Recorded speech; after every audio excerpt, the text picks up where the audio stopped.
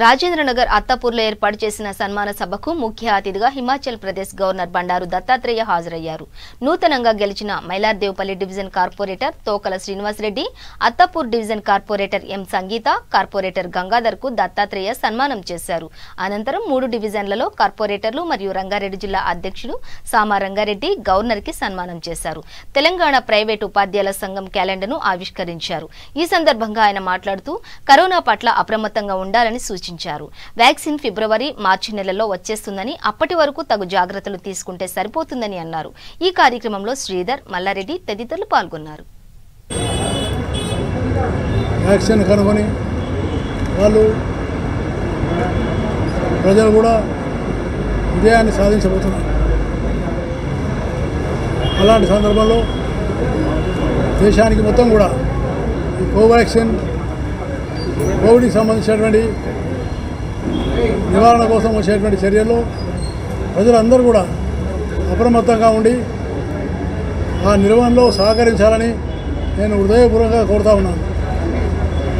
Covid మీద విజయం సాధిస్తున్నటువంటి ఈ తరుణంలో శాస్త్రవేత్తలకు, ప్రత్యేకంగా మన కోవాక్సిన్ భారత శాస్త్రవేత్తలు, పరిశోధకులు, భారత్ బయోటెక్ ఉన్నటువంటి వ్యవస్థాపకులు, సాంకేతికమైన నిపుణులు, వాళ్ళందరికీ కూడా నేను హృదయపూర్వకమైనటువంటి ధన్యవాదాలు తెలియజేస్తున్నాను. కోట్లాది మంది యొక్క ప్రాణాలను కాపాడడం కోసం చేసినటువంటి ఈ కోవాక్సిన్ ఇది చాలా ప్రముఖమైన ఘట్టంలో రాబోతున్నాయి.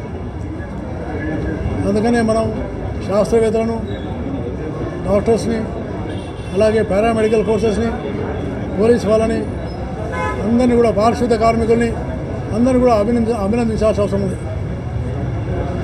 ఈ పరిస్థితుల్లో భారత ప్రధానమంత్రి నరేంద్ర మోడీ గారు కూడా చాలా నియంత్రణతో, కేంద్ర రాష్ట్ర ప్రభుత్వాల యొక్క సహకారంతో ఈ కోవిడ్ని ఎదుర్కొన్నటువంటి ఈ పరిస్థితుల్లో వారు కూడా నిర్వహించినటువంటి పాత్ర అద్వితీయమైంది.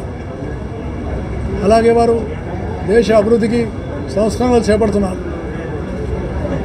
నూతన విద్యా విధానం వచ్చింది, అలాగే కార్మికుల సంస్కరణలు వచ్చినాయి, అలాగే పురపాలక సంస్కరణలు వచ్చినాయి, ఆర్థిక సంస్కరణలు వచ్చినాయి, రైతుల సంస్కరణలు కూడా రాబోతున్నాయి.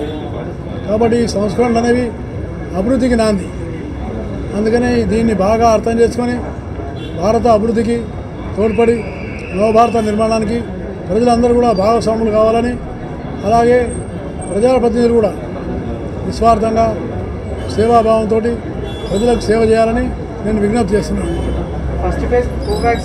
ఎవరైతే డాక్టర్సు, అదేవిధంగా పారామెడికల్ ఫోర్సెస్, అదేవిధంగా పోలీస్ వారు, పారిశుద్ధ కార్మికులు, వీళ్ళు భాగస్వాములుగా ఉంటారు.